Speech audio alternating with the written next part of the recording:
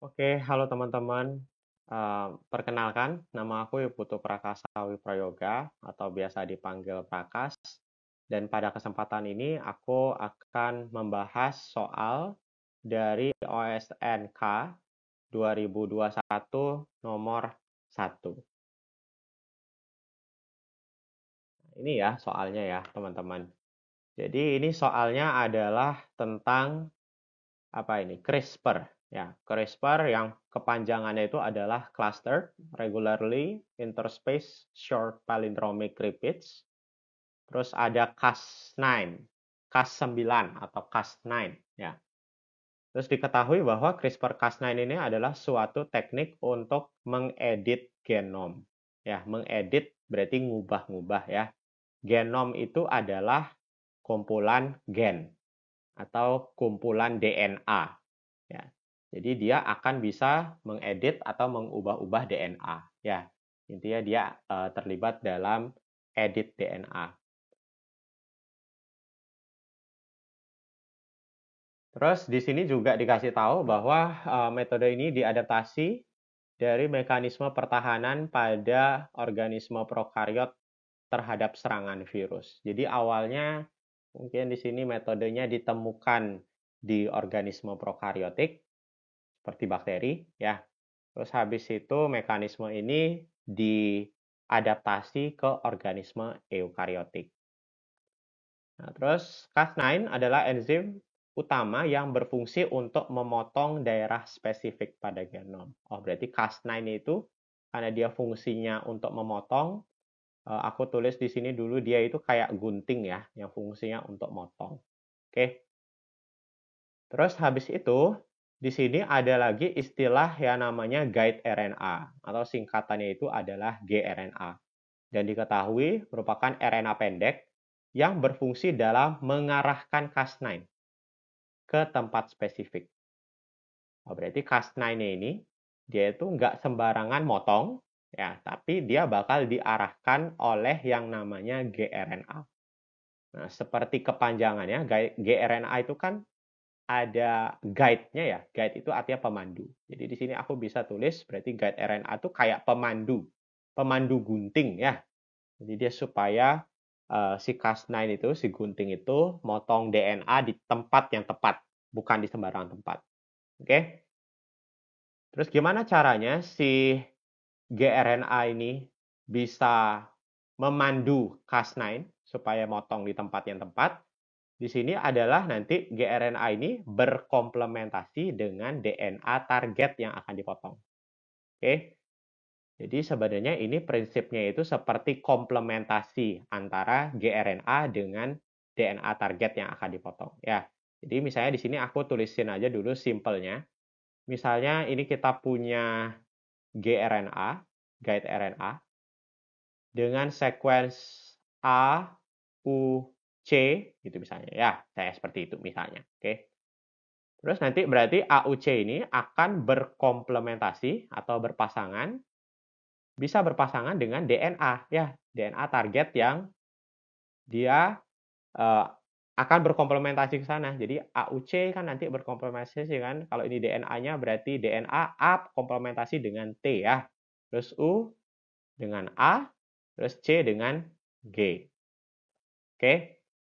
Nah, ketika gRNA ini dengan sequence AUC ini sudah berkomplementasi dengan DNA yang tepat, ya, seperti ini, sequence TAG, maka nanti dia akan mengarahkan Cas9 untuk motong. Tuh. Oke, nanti kita bisa lihat juga sih ilustrasi yang lebih jelasnya, ya. Terus di sini ya berarti di sini sebenarnya udah dikasih tahu juga gambarnya, tapi nanti kita coba bahas pakai gambar yang lain juga ya untuk memperlihatkan lebih spesifik lagi tentang hal yang terjadi di sini ya. Terus nanti diketahui di sini pemotongan DNA target selanjutnya akan diikuti dengan proses perbaikan atau repair. Oh, berarti habis dipotong DNA-nya itu bakal diperbaiki ya. Terus proses perbaikan tersebut memungkinkan adanya mutasi. Mutasi itu berarti pergantian sequence ya, pergantian basa nukleotida. Saya dari A jadi G kayak gitu-gitu ya, itu mutasi pada DNA target. Terus sehingga pengeditan gen atau genom dapat dilakukan. Terus efek pengeditan gen atau genom ini dapat berupa knockout. Knockout itu artinya benar-benar menghilangkan ekspresi gen. Jadi hilang ekspresi gen ya. Jadi awalnya gennya itu diekspresikan, tapi kalau terjadi knockout berarti ekspresi gennya hilang. Terus bisa juga nanti efek pengeditannya itu adalah overekspresi. Nah, itu kebalikan berarti dari knockout. Oke, kalau knockout itu ekspresi gennya hilang ekspresi gen. Kalau overekspresi seperti namanya over, berarti ekspresinya jadi meningkat. Ya, jadi berlebih over. Gitu. Oke. Ya, setidaknya dari deskripsi ini adalah ya kita dapat bayangan tentang apa sih itu CRISPR-Cas9. Nah, terus habis itu nanti kita disuruh ya seperti biasa untuk menentukan pernyataan berikut benar atau salah. Bukan ya. Di sini ada pernyataan tentang knockout suatu gen dapat dilakukan dengan menarget bla bla bla bla bla bla. Ya, isi benar atau salahnya di sini. Nah, tapi sebelum kita menentukan masing-masing pernyataannya benar atau salah, kita mungkin bisa coba bahas sedikit dulu tentang ini ya teman-teman ya, tentang CRISPR-Cas9 di PPT yang berbeda ya. Nah, sebenarnya udah dijelasin juga di deskripsinya tadi. Jadi udah dijelasin tentang kepanjangan dari CRISPR itu apa. Ya, sebenarnya di sini aku mau kasih tahu aja sebenarnya CRISPR itu adalah suatu daerah alami yang ditemukan di genom bakteri, di DNA-nya bakteri. Ya. Jadi sebenarnya dia alami. Alami ada di prokariot ya, di bakteri. Tapi nantinya bisa diadopsi sistem ini di eukariot. Oke. Itu CRISPR-nya sendiri. Nanti kalau Cas9-nya ini adalah suatu jenis endonuklease. Endonuklease itu adalah enzim yang berfungsi untuk memotong DNA.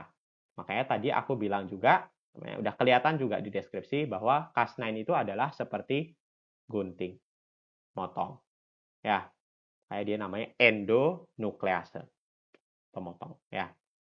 Terus kalau digabungin ya berarti CRISPR-Cas9 adalah suatu teknik yang secara in vivo itu artinya langsung dilakukan di makhluk hidup, itu ya, langsung dilakukan di makhluk hidup, untuk memungkinkan terjadinya genome editing, pengeditan genom, pengeditan DNA pada daerah yang spesifik sekali, tidak sembarangan.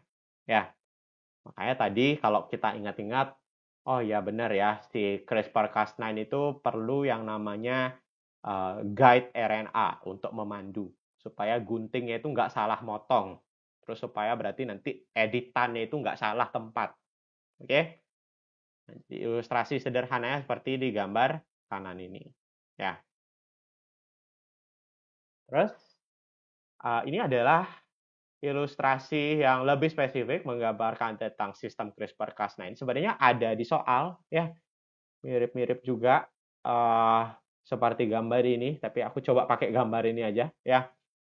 Jadi ini seperti di soal juga ada Cas9-nya, nih Cas9 enzimnya yang tadi endonuklease, ada dia berfungsi sebagai gunting, tapi dia nggak sembarangan motong karena dituntun oleh guide RNA. Ini yang pemandu. Ya. Dan guide RNA itu memiliki suatu sequence yang komplement dengan DNA targetnya. Nah, ini DNA target DNA yang warna biru. Ya, yang tadi, komplementasi tadi, perpasangan basa tadi. Ya. Jadi kalau si gRNA ini dengan tepat berkomplementasi pada DNA target di bagian sini, nanti tinggal si Cas9 potong gitu ya. Potong di tempat yang mana? Potong di kedua untainya. Ingat ya, kedua untai dari DNA. DNA itu kan double stranded ya. Berarti dia terdiri dari dua untai. Dan kalau sudah terbentuk kompleks ini, motongnya di dua untai, potong, potong. Gitu ya. Untai atas dalam gambar ini potong, untai bawah juga potong. Oke? Nah, ini adalah kira-kira gambaran sederhananya ya. Jadi yang ilustrasi kerjanya dia beneran. Kalau tadi kan sebelumnya kita cuma ngelihat ilustrasi yang gimana kenampakan strukturnya dia ya, struktur dasarnya. Nah, kalau ini gimana dia kerja ya. Jadi ini ada Cas9-nya tadi yang untuk gunting itu tadi. Terus ini ada gRNA. Terus habis itu terbentuklah kompleks ini ya, kompleks antara Cas9 dengan gRNA-nya. Terus ketika masuk ke sel, terus nanti si kompleks gRNA dengan Cas9 ini, terutama gRNA-nya, siap untuk ke DNA target yang warna biru ini, sesuai dengan komplementasi tadi. Terus kalau sudah ke DNA targetnya, maka akan terjadi pemotongan. Ingat pemotongannya di 2 untai. Makanya ini jadi ini, terus jadi ini. Ya, dia kayak kebelah gitu, karena motongnya benar-benar di 2 untai. Nah, disinilah prinsip dari editingnya. Ya, jadi ketika sudah dibuat rusak DNA-nya dengan dipotong seperti ini, maka sel itu punya suatu mekanisme, yaitu mekanisme repair, pemerbaikan. Oke, repair. Ya, jadi sel itu nggak bakal diem. Kalau DNA-nya sudah dirusak seperti ini namanya timbul double stranded break atau DSB. Ya, setelah itu akan menjalani proses repair. Nah, pemerbaikannya ini ada 2 jalur ya, seperti di gambar ini ya. Bisa di jalur kanan, bisa juga di jalur kiri.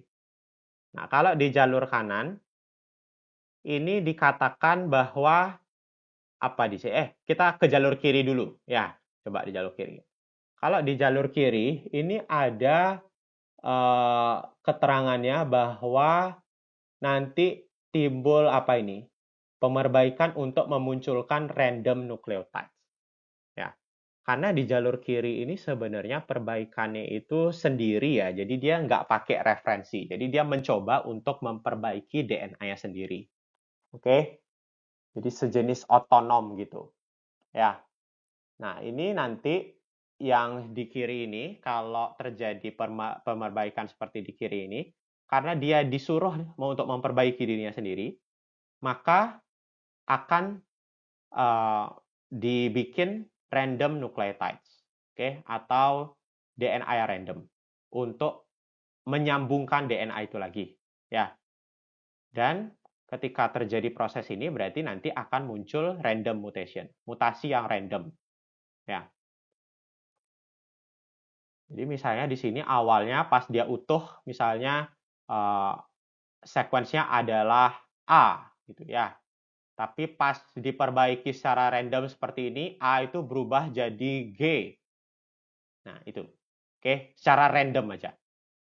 Itu ya, yang jalur kiri. Nah, ada juga yang jalur kanan. Oke, jalur kanan ini kayak gimana? Jalur kanan ini adalah pemerbaikannya atau repair-nya itu bergantung sama ini, template. Ya, ini. Normal gene for use as template. Template. Jadi ada kayak referensi gitu aku nyebutnya. Pemerbaikannya itu berdasarkan referensi. Nggak ngide sendiri. Ya, tapi ada referensinya. Nah, siapa yang ngirimin referensi ini? Yang ngirimin referensi itu adalah peneliti. Ya, jadi dia kayak ngasih ke sel. Oh, ini nih referensi untuk pemerbaikan. Jadi seharusnya diperbaiki dengan mekanisme nanti hasil akhirnya adalah seperti referensi yang dikirimkan oleh peneliti ini. Ya. Nah, ketika ada referensi atau template yang dikirimkan oleh peneliti tersebut, maka akan timbul suatu mutasi yang diinginkan.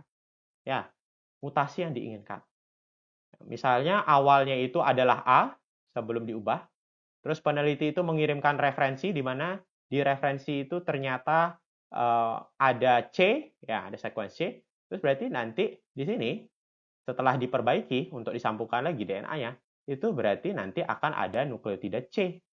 Ya, sesuai dengan yang diinstruksikan sama referensi yang dikirim oleh peneliti. Gitu sih.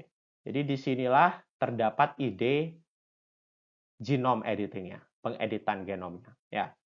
Jadi setelah dipotong oleh Cas9, nanti ya berarti bisa disuruh untuk memperbaiki DNA yang dipotong tadi, terus pemerbaikannya itu bisa menimbulkan mutasi random, kalau tidak dikasih referensi, tapi bisa juga menimbulkan mutasi sesuai dengan yang diinginkan oleh peneliti. Ya, jika dikasih referensi atau template. Gitu. Oke. Nah, kalau kita sudah bahas tentang materi itu tadi, sekarang kita bisa coba jawab ya satu persatu ini. Jadi ini pernyataan pertama adalah knockout. Knockout ini ingat ya, knockout itu adalah menghilangkan ekspresi gen, ya, menghilangkan ekspresi gen, merusak gen lah ya. Jadi yang awalnya gennya misalnya bisa diekspresikan jadi protein, terus kalau di knockout berarti ekspresinya langsung hilang. Ya. Ini knockout suatu gen dapat dilakukan dengan menarget urutan basa pada ekson. Nah, kalau kalian ingat ekson itu apa? Ekson itu adalah daerah pada DNA gitu ya, pada gen yang diekspresikan, yang seharusnya diekspresikan. Ya, seharusnya diekspresikan untuk menjadi sumber informasi dalam pembuatan protein. Nah, jadi kalau sistem CRISPR-Cas9 ini menargetkan ekson, menargetkan daerah yang seharusnya diekspresikan, dan ekson itu dibuat rusak gitu ya. Jadi awalnya misalnya eksonnya itu fungsional, berfungsi dengan baik untuk bisa diekspresikan. Terus gara-gara sistem CRISPR-Cas9 jadi non-fungsional, ya itu bisa saja menyebabkan knockout. Gitu ya, menurunkan ekspresi gen. Membuat gen itu jadinya ya nggak berfungsi dengan baik, tidak bisa diekspresikan dengan baik. Oke, jadi di sini jawabannya adalah, oh ya, ini yang kolom kiri itu benar, kolom kanan itu salah ya. Jadi jawabannya itu adalah, ya benar ya. Gitu. Menargetkan ekson yang awalnya fungsional bisa dijadiin non-fungsional kalau memang peneliti itu mau melakukannya. Oke, itu sih. Jadi ya benar. Terus habis itu pernyataan yang kedua, overekspresi suatu gen dapat dilakukan dengan menarget urutan basa pada promoter gen tersebut.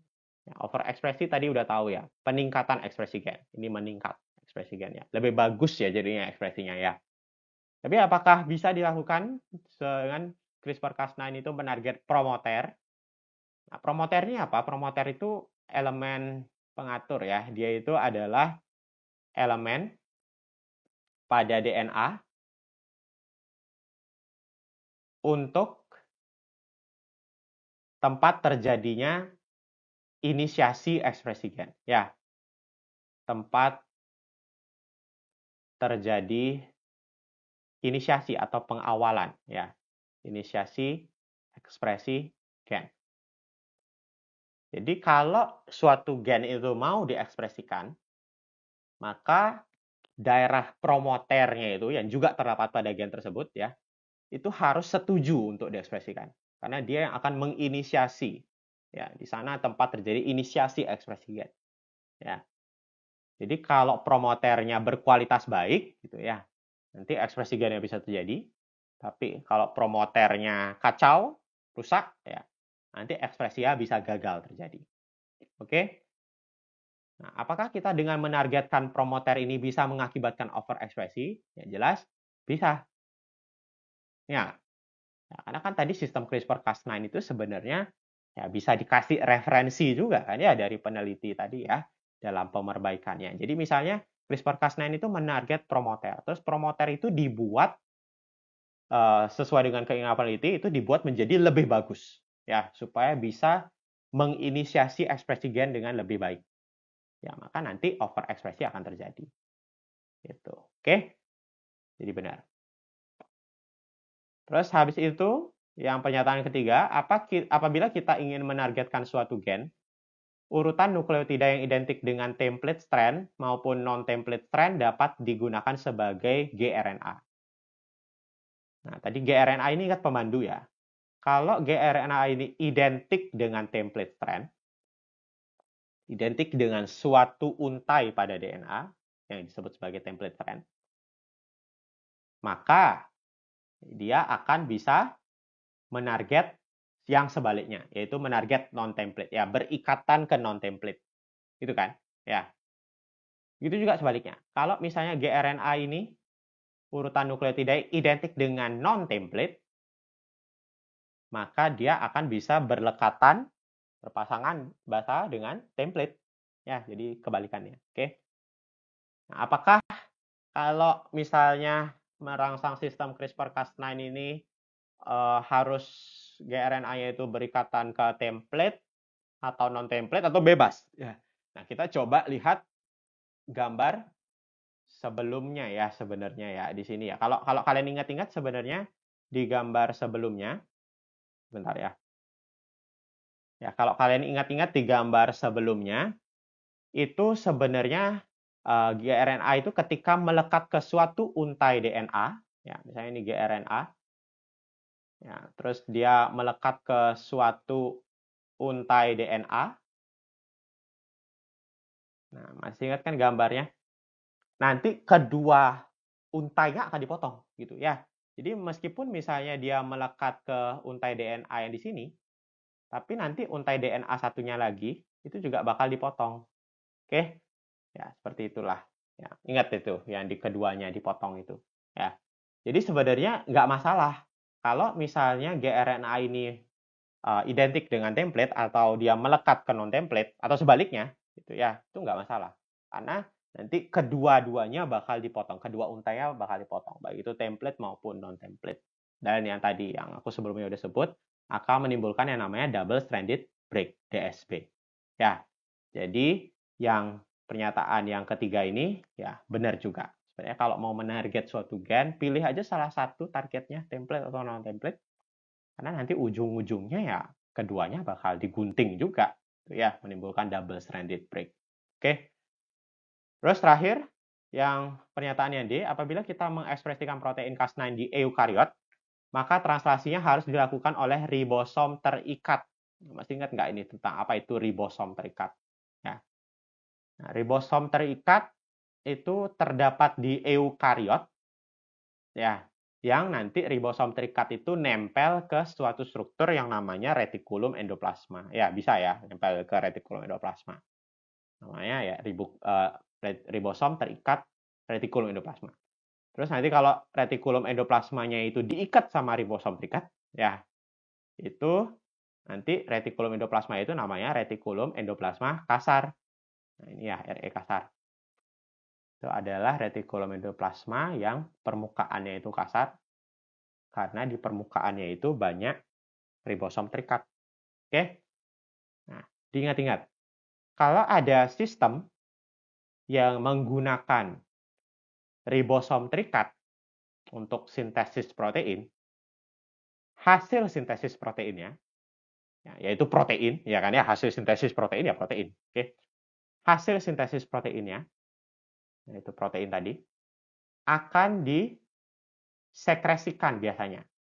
Ada juga sih jalur lain, tapi umumnya itu akan disekresikan keluar sel. Ya. Akan disekresikan keluar sel. Nah, apakah itu yang kita mau dalam konteks CRISPR-Cas9?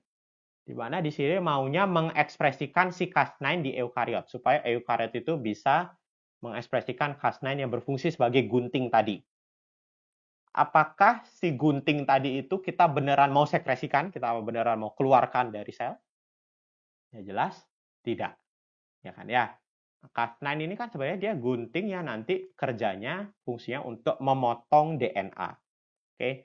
Dan DNA itu kalau di sel eukariot lokasinya di nukleus.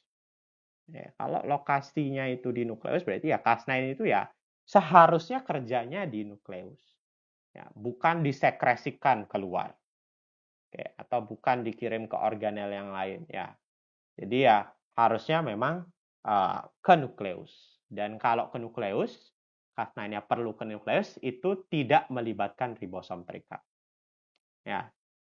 Jadi jawabannya yang pernyataan nomor 4 itu adalah salah. Ya. Oke. Jadi di sini kunci jawaban untuk soal ini adalah BBBS. Oke. Ya, sekian dulu dari aku. Terima kasih.